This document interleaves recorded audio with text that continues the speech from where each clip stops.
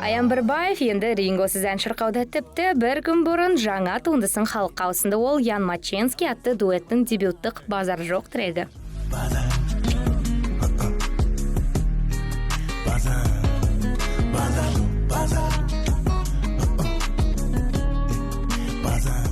Ең басында мен онан ән сатып алған болатынмын.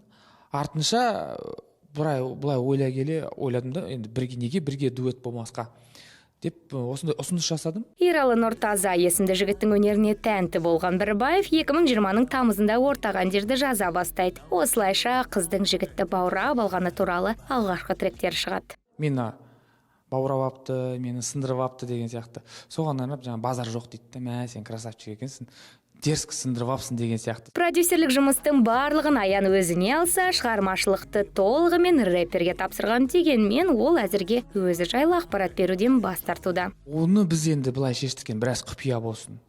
Халықта кішкене енді ойлансын, кім екен, қалай екен. Ойлана рэпер жігіттің парақшасына кіріп шықты. Онда дуэттің «Манту» атты тағы бір әнімен бөлісіпті, бірақ әзірге ресми релиз емес.